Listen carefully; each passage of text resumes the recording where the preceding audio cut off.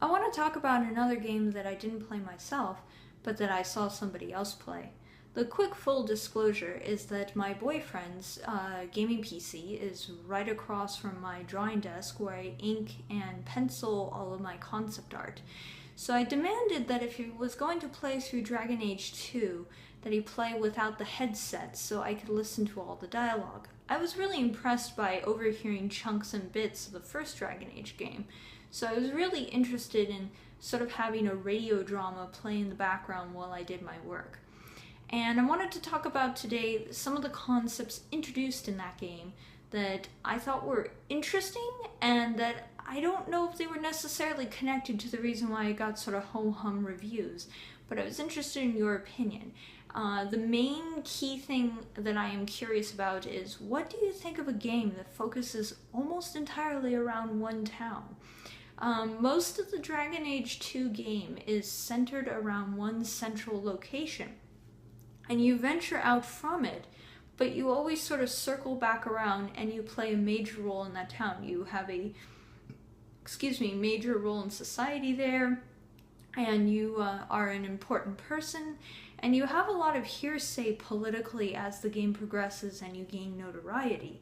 And it's sort of this stronghold concept almost, which is something that a lot of RPGs have tried in the past. And I'm curious about, why do you think it either was a good idea or a bad idea in Dragon Age 2?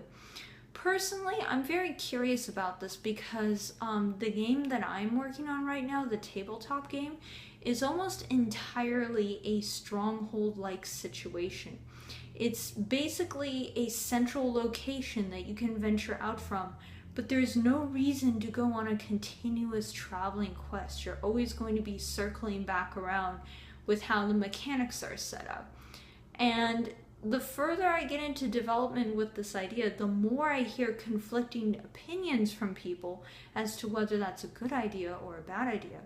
There are lots of Dungeons and Dragons books that have a bunch of material on how to build an entire town or city as your setting for your adventure. But then it often ends up, at least in the parties that I've been in, that they want to leave, they want to go away, and often they never want to go back. And I'm curious what that mentality is. From my perspective, I kind of have always wanted to leave cities in games when I feel like it's not stimulating enough, when like there isn't enough to keep me grounded in that town. And times when I felt like I wanted to stick around have been purely based on, are there enough cool characters that I want to continue to interact with? If I feel really satisfied, I don't feel like I have to go away. But if there just isn't enough oomph, then I feel like I need to leave and run away and go look for something else. And is this a widely held opinion? Is this just my weird personal opinion? I don't know. So I'm curious in the comments below if you guys have any experiences with these kinds of settings, what your opinion on them is. I want to talk a little bit also about points that I noticed in the game that were interesting and not interesting, stuff like that. Something that I thought was interesting was the idea of reusing a lot of outdoor maps. I wouldn't say they looked very stimulating or interesting, but I thought it was interesting that they had you revisiting places outside.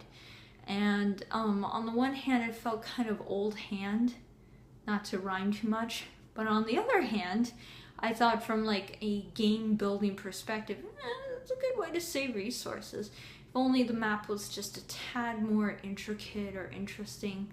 The thing that really let me down in that game the most, even though I wasn't the one playing it, is that I felt like the architecture and the setup of the town felt kind of strangely ho-hum.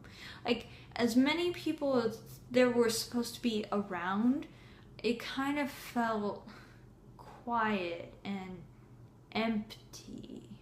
I don't know, maybe it was the stone architecture, but I just felt like there wasn't enough liveliness going on. And this is probably a bad thing to compare it to, but Clocktown in Majora's Mask feels very lively. There aren't many characters on screen when you think about it, but the whole vibe from the town feels like there's a lot going on and there are people around, there are people there.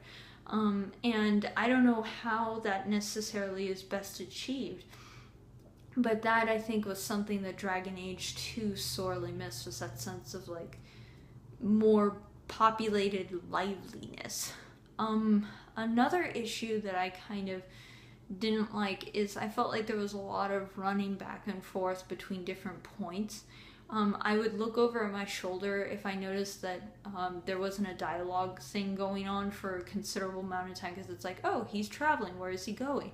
I would look over my shoulder and he's going between like 3 or 4 locations that he's been to a bazillion times before, and he's sort of talking to the same NPCs, and they're sort of giving him this roundabout, like, oh, go back to that person and confirm the thing that they asked me, and brr, brr, brr, brr.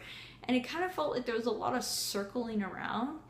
And I know that it's a fixed location setting, but it just kind of felt like we were being told to be a ping pong ball between 2 points a lot of the time. Like you were relaying messages that really didn't need to go back and forth too much. And then my final complaint about it is that I felt like a lot of things ended up dead.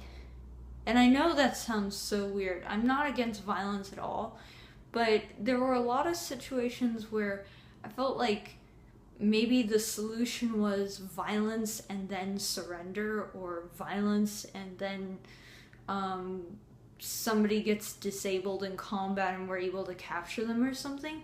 There was just a lot of like, and everything is now dead. There were a lot of like just dead bodies all over the ground, and sometimes I didn't know if the dialogue that happened before the battle started matched up with the and then everyone is dead scenario. I don't know though, because I wasn't playing, I was listening. But it just seemed as sort of an audience member from my perspective that if we're gonna kill everyone, I kind of want more ammo or more verbal motivation to be, I don't know, to wipe the slate clean every single time. It seemed like a lot of the time the dialogue was, I have a disagreement with you. Well, I have a disagreement with you. Everyone's dead. And that just seemed a little dramatic. But I guess, again, it's a fantasy game, so it is dramatic. I don't know. That's just what I thought. Overall, I like that they tried something new. Relatively new. The Stronghold concept is something that I think we still need to somehow polish the edges on it. That's another thing. If in the comments, anyone who knows of a game that does the whole like fixed location thing well, I'm really interested in this. To be very honest, what kind of first inspired me with this concept is that I really loved Deep Space Nine as a child. I loved sort of the consistency of it. Somehow I liked it better than any of the Enterprise series. Somehow it just, the sense of community that they sort of formed on Deep Space Nine really was something that I could relate to. And that's something I kind of wanted to do with my game. And I'm just interested if you can think of any games or shows, or how about even books that are centered around a fixed location point, and it could have a main character or it could have a revolving door cast. But if you know of anything that is good, like it just does it well, I would love to hear about it, and I will look into it immediately, and you would help me out so much by showing me. So that was my silly ramble about a game I never played. Talk to you later. Bye-bye.